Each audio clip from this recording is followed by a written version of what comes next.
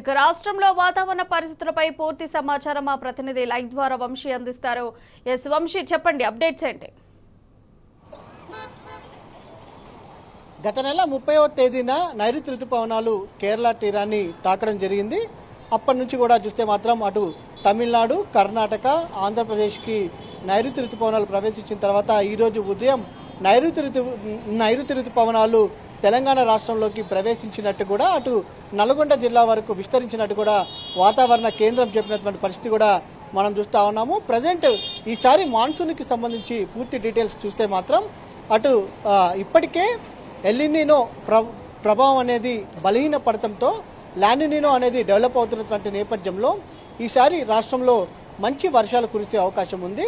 సాధారణం కంటే కూడా అధికంగానే వర్షపాతం నమోదయ్యే అవకాశం ఉన్నట్టు కూడా వాతావరణ శాఖ అంచనా వేసినటువంటి పరిస్థితి కూడా మనకు కనపడతా ఉంది. ప్రధానంగా 106% పైగా కూడా రాష్ట్రంలో వర్షపాతం నమోదయ్యే అవకాశం ఉన్నట్టు ఇప్పటికే వాతావరణ కేంద్రం అంచనాలు విడుదల చేసినటువంటి పరిస్థితి కూడా మనం చూస్తూ ఉన్నాము. ముందుగా నైరుతి రుతుపవనాలు అనేవి ఎప్పుడు సాధారణంగా జూన్ 2వ వారంలో ప్రవేశిస్తూ ఉంటాయి. 5వ తారీఖు నుంచి 11వ తేదీ మధ్యలో కావచ్చు.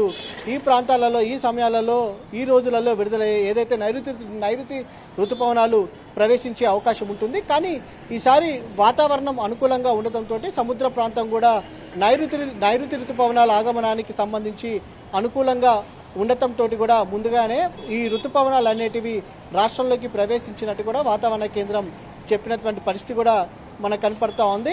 ఈ నెలలో సాధారణ వర్షపాతం పడినా కూడా జూలై, ఆగస్టు, సెప్టెంబర్లో మాత్రం భారీ వర్షాలు కురిసే అవకాశం ఉంటుంది. సాధారణం కంటే కూడా అధికంగా వర్షపాతం నమోదయ్యే అవకాశం ఉంటుందని కూడా వాతావరణ కేంద్రం ఇప్పటికే అంచనాలు విడుదల చేసినటువంటి పరిస్థితి కూడా మనకు కనిపిస్తూ ఉంది. దాంతోపాటుగా రానున్నటువంటి 3 రోజుల పాటు కూడా రాష్ట్రంలో తేలికపాటి నుంచి మోస్తరు వర్షాలతో పాటుగా భారీ వర్షాలు కురిసే అవకాశం ఉన్నట్టు ఇప్పటికే వాతావరణ శాఖ వెల్లడించింది.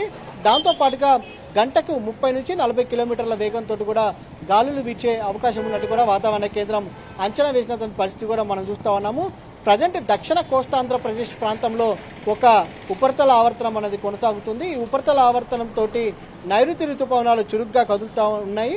ఈ రోజు, రేపు, ఎల్లుండి రాష్ట్రంలో భారీ వర్షాలు కురిసే అవకాశం ఉంది. కొన్ని చోట్ల తేలికపాటి నుంచి మోస్తరు వర్షాలు కురిసే అవకాశం ఉన్నట్టు కూడా వాతావరణ కేంద్రం చెప్పినటువంటి పరిస్థితి కూడా మనం చూస్తూ ఉన్నాము. రానున్నటువంటి 3-4 రోజుల్లో రాష్ట్ర వ్యాప్తంగా కూడా నైరుతి రుతుపవనాలు విస్తరించే అవకాశం ఉన్నట్టు కూడా వాతావరణ శాఖ అంచనాలు విడుదల చేసినటువంటి పరిస్థితి మనం చూడొచ్చు. Right Vamshi, thank you for the live updates.